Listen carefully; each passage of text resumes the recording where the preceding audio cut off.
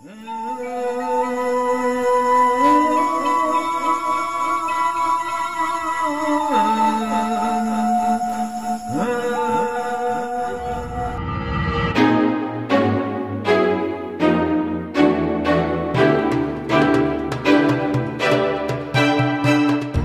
dumating ang mga mananakop, ang mga babaylan ay may malaking papel sa komunidad. Sila ang nagsisilbing manggagamot, tagapayo at tagapamagitan sa mundo ng tao at ng mga espiritu. Pagdating ng mga mananakop, ipinalaganap ang dayuhang paniniwala at pilit binura ang mga lokal na kaugalian at pananampalataya. Ang mga babaylan ay malaking impluwensya noon sa komunidad, kaya't itinuring ito ng mga dayuhan na sagabal sa mga layuning pananakop. Dahil dito, sinimula nilang lapatan ng negatibong imahe ang mga babaylan na tinawag nilang mga bruha o mga aswang. Ang mga ninunong babaylan ay nakaranas ng pag-uusig at diskriminasyon. Marami sa kanila ang pinilit na umayon sa dayuhang paniniwala at ang ilan ay pinatay o pinarusahan dahil sa patuloy na pagsunod sa kanilang mga tradisyon na espiritual na gawain. Sa paglipas ng panahon, ang impluwensya ng mga babaylan ay humina dahil sa patuloy na paglaganap ng Kristyanismo at modernisasyon. Gayunpaman, ang pamana ng mga ninunong babaylan ay nanatili sa ilang mga lugar sa Pilipinas.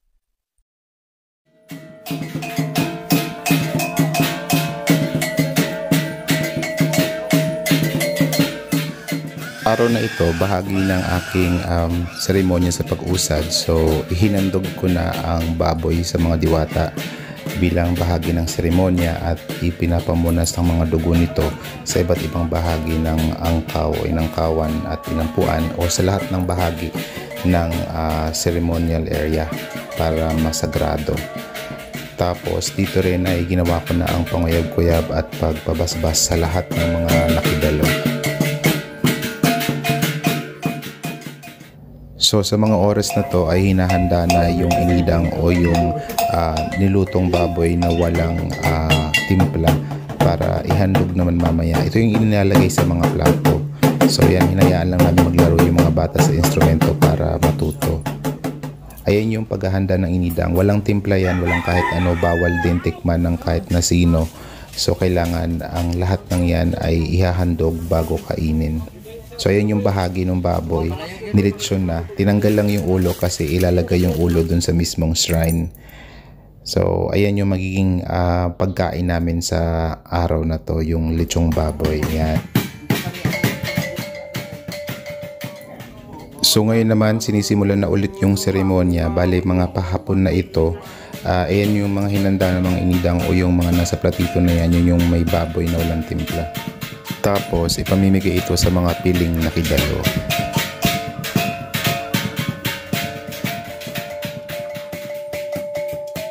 Kinagabihan, pinasayaw din namin yung mga bata para maging bahagi din sila ng seremonyang ito at ng selebrasyon.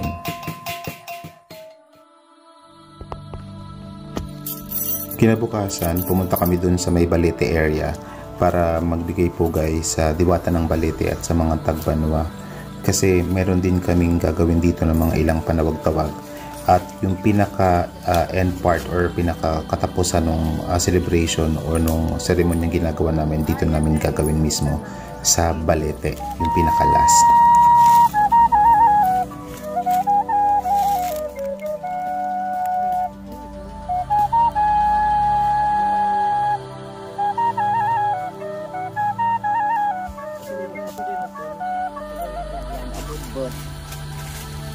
Dito, sinimulan na rin ang panawag-tawag ni PBM at ni Cha Lydia. So, para mahalina yung diwata ng Balete at ng mga tagbanwa.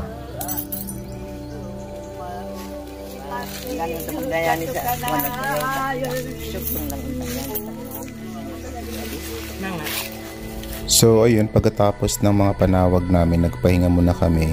Tapos, bahagi ng panawag, yung paghingi ng sanga ng Balete. Kaya naman, nakakuha ako nito. So, hindi kasi pwedeng kumuha basta-basta nang hindi dumadaan sa pagpapanawag o yung tamang paghingi sa diwata. So, yan, para gamitin lang ni Tia Lydia rin sa tungkod at syempre gagawa ako ng tao-tao. At syempre mainit, kaya naman nagpakuha si PBM ng buko. Ayan, fresh na fresh mismo na pinaakyat yan dyan dahil sobrang init. Pero malilim naman yung ilalim ng balyete. Pero masarap pa rin uminom ng buko dahil why not?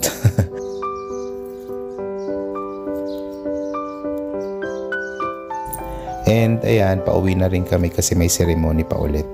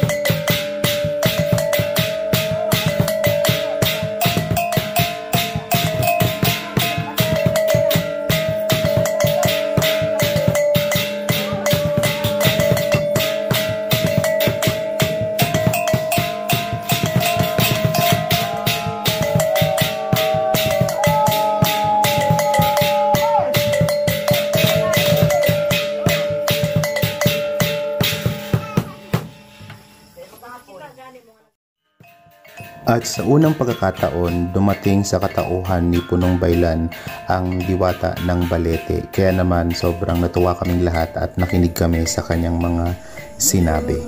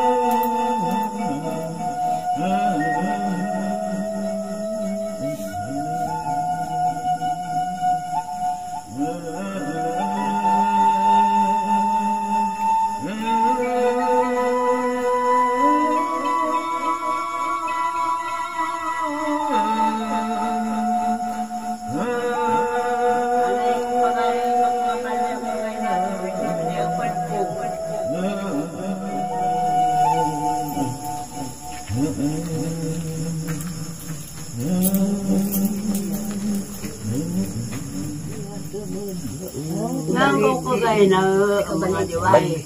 Di Matara. Ay ko si Matara to may binyaon di ada maug sayo-sayo. Maon na to, kay mandalaga. Di kamot na yun, unay tigtamang-tamang, unay kasinumpawa, ni maliwa, anak ko. Ay, lumaka pa. Ang magandang babae. Di ko tibok, nagunog sa bantayan ko. Salamat ka. Ako yung lista ba? Yan na kayo si Bidbil, magkakatik na din ba mo? Kinaubagyan ka natin. Rekhan mo. Rukma si Maria. Mabalyanan naman handi yan. Kamuyo ang kuto at tuhog sa pag-andi. Sabagay sa Ibatara, yan naman. Pagdingding madako, tipig-bulig-bulig, dingding kasayawa. Nakuha yun.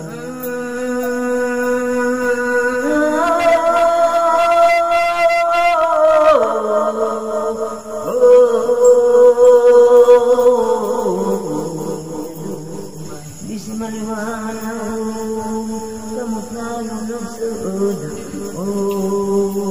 Ito mga diwa at kay Sally Gonzales. Kay welcome mo natin siya. Natin si Isa.